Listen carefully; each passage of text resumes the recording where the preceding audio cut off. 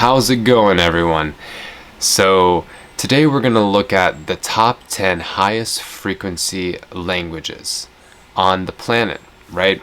So basically, guys, languages, as we talked about, have frequencies. And this list is ever so changing as we find new frequencies for new languages. So let's look at number 10 first. So we'll go lowest to highest. This information is also the information as of July 2022. So disclaimer that new information will always be coming out. So new updates will be made. Let's start with number 10. In Indo-European language in the Romance language branch, we have the Portuguese language at the peace frequency 600, right? Português, Pash, right? So Portuguese testing at 600. My thoughts about that. I really believe that Portuguese is a peaceful language. I experience the calmness of it. I don't experience bliss from it because I believe that bliss feelings are characteristic of peace, but only at a higher level of peace, meaning that the bliss is more like 650-ish range maybe or something. I don't get bliss as much from Portuguese. I get more calm and extreme calm, just very relaxed. And I really think it's amazing that such a peaceful language that's so good for humanity, that has the process of the illumination, the all these really amazing characteristics of peace. They're all present within Portuguese language, and it's a language spoken on many continents. South America, Brazil, we got the African countries that speak it, as well as Portugal and Europe, and also East Timor and the Pacific, and in Asia as well. That's a very geographically amazing stretch for such a high vibrational language. And that means that after Spanish, for people, this should be such an obvious choice, and whatever, and not French, because you can go to 8 different countries with Portuguese and vibrate linguistically at a higher level. So such an amazing piece of knowledge to know that this language is at the peace frequency. So next, moving up to language number 9. We have the Aramaic language testing at 600 peace, and this is, Aramaic is Semitic language, a sister language to another very popular Semitic language that I've taught that's on this list. So I'm not going to name it, so that way it can be a surprise to all of the new viewers. But 600 is the beginning of the frequency of peace. So when we think about these frequencies, we can think that that there are levels to each one. So what do I think about the Aramaic language being at peace, right? Well, for the most part, I would say that I haven't really been exposed to it very much. I mean, I do believe it's very healing. I'm fully conscious and aware of its role in Judaism and Christianity, for the healing, right?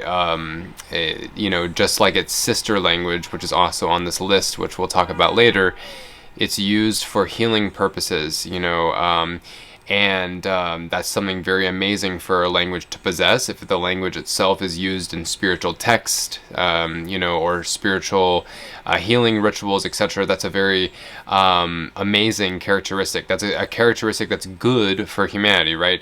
In this case, the drive of peace, the frequency is to be good to humans, and to have the drive of what's good for humanity. In this case, a language that has the capability to heal has that, that drive of good for humanity, right?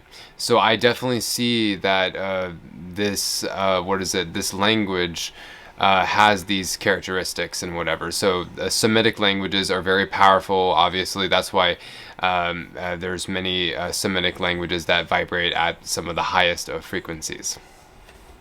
And so now we move to number 8. So Now we're moving past the number 600, right? So what number are we jumping up to now on the list at number 8 for the 8th highest frequency language on the planet?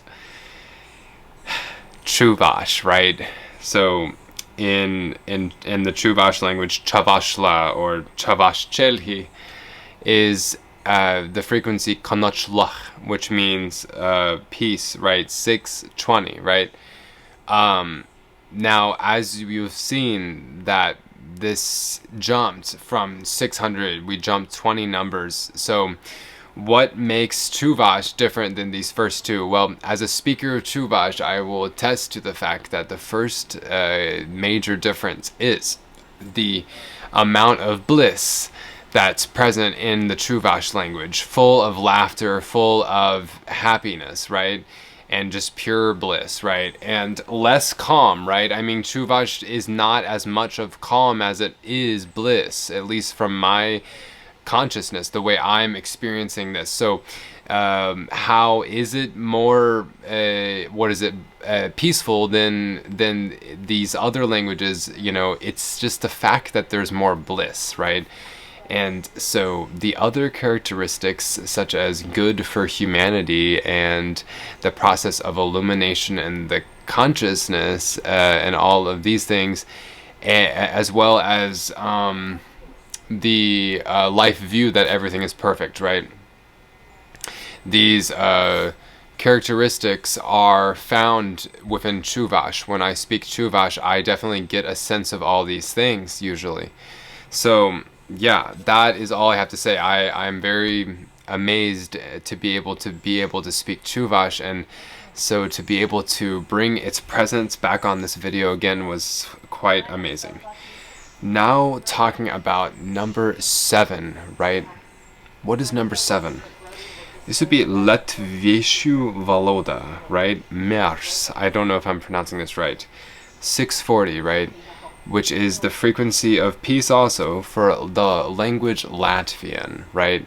So I'm just going to quickly actually do 7 and 6 together. So 7, we have Latvian, and number 6. So the 6th highest language is Lithuanian, right? At 670, Taika, right? Peace. So the reason why I'm doing these two together is because these two languages are Baltic languages that have similarities to each other. They're both in the same sub-branch of Indo-European languages as well.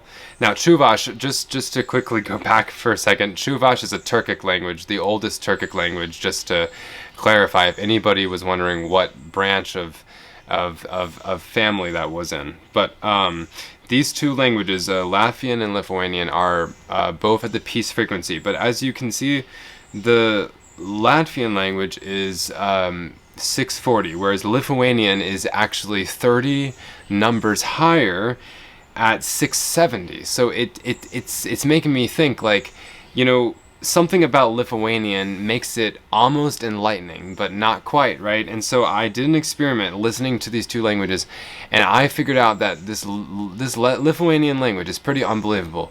You know, these languages, they carry a lot of resemblance to Sanskrit. Baltic languages have more similarities to the ancient Sanskrit than any other European languages do. So this is definitely a very interesting thing. Now we're going to go to number 5. What is number 5? A Semitic language. We have Ivrit at the frequency of Hera or Au, right? This is the light, enlightenment, right? Hebrew, right? 700. Now, why is Hebrew at the enlightenment frequency, right? Well, I have the fortunate ability to be able to speak Hebrew language and to be able to relay this information to you. Hebrew language is at 700 enlightenment for many reasons, because there are 7 binyan or verb groups in the Hebrew language, and there's lots of reasons why the number 7 will come up. So yeah, Hebrew is the language of life, the language of creation. You know, obviously Hebrew knows what things are. The life view of enlightenment is to know what is and to be present with what is. And Hebrew knows what is, right? And another thing is that is that Hebrew, seeks to save humanity through the way in which the language is very healing.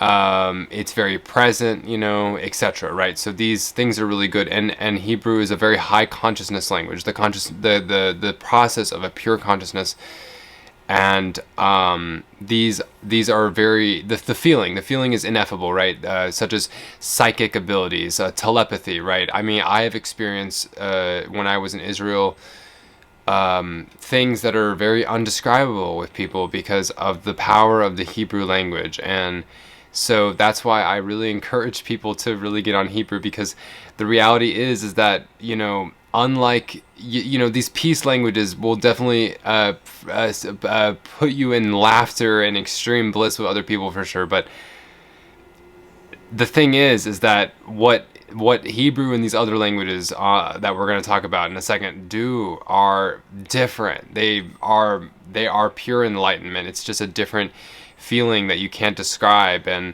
so that's the difference between these peace frequency languages and these enlightenment ones. Let's go on.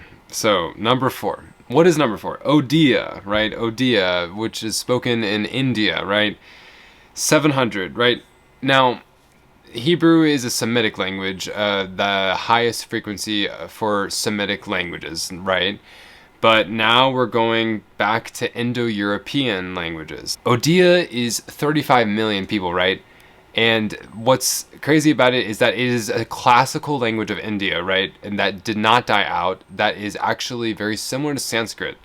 So this is why Odia tests so high, is because of the similarities that the language itself has to Sanskrit.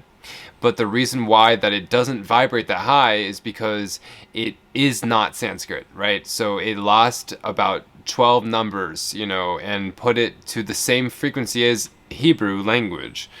So, that's still amazing, right? Still enlightening, It's just that apparently, as we're going to find out in just a second by me revealing you the third highest frequency language on the planet, the drop in frequency just makes it similar to the way that Hebrew makes you feel, right? Full of life, right? Or something of that nature. Whereas the further you get into enlightenment, the further you lose even the perception of life itself, as with Hebrew being the language of life and creation. But now we move on to number 3, the language of existence, Sanskritam, right? The language has a frequency of 712 kratu, right? Kratu means enlightenment. So what is the difference? Is that Sanskrit is the language of existence, right?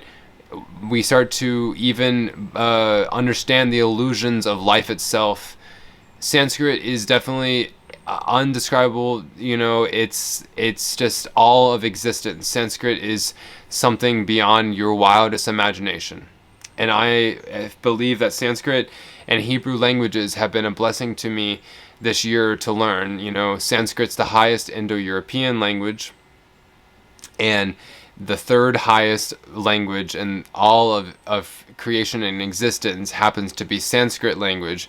Sanskrit, probably just like Hebrew, had actually a higher frequency originally, and this was the reason that the frequency has been maybe lowered just a tad bit is due to the organization of the language itself. Apparently, I've been blessed to learn that the Sanskrit language used to be not an organized language that didn't have any rules. This probably was when the language vibrated at 1,000 or avatar state.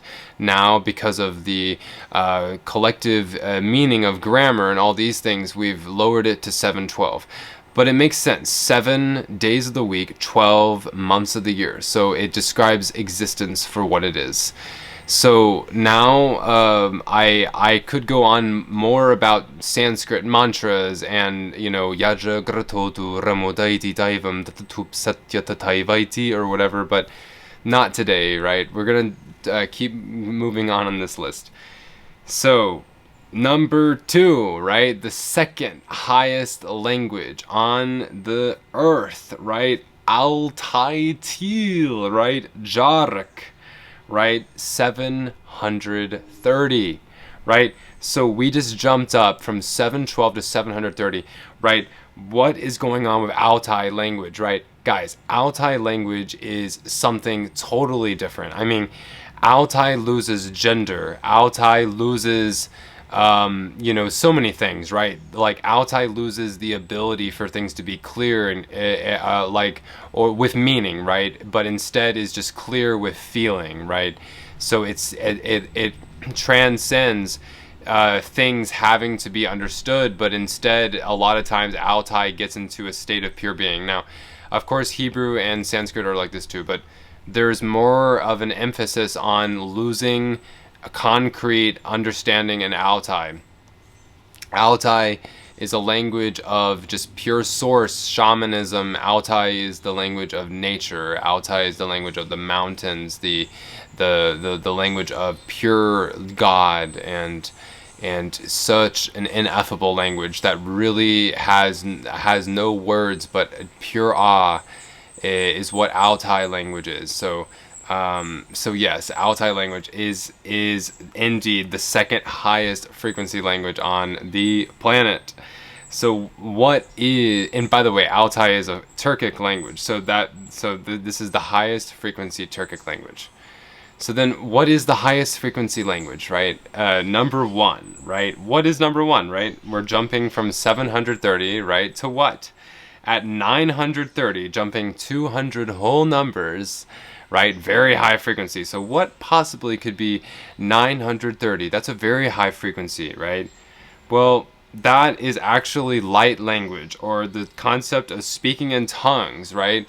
Which is 930. So, right, when we make up our own languages, right, and we just kind of get into a stream of consciousness that gets beyond meaning and having to understand the other person and what they're talking about, you're just tuning into presence and for what they're saying and whatever. And this is a very high frequency concept. So anyways, I am very happy to and very ineffable and very just amazed to be able to share this information with you today. Leave your thoughts in the comments below about these things.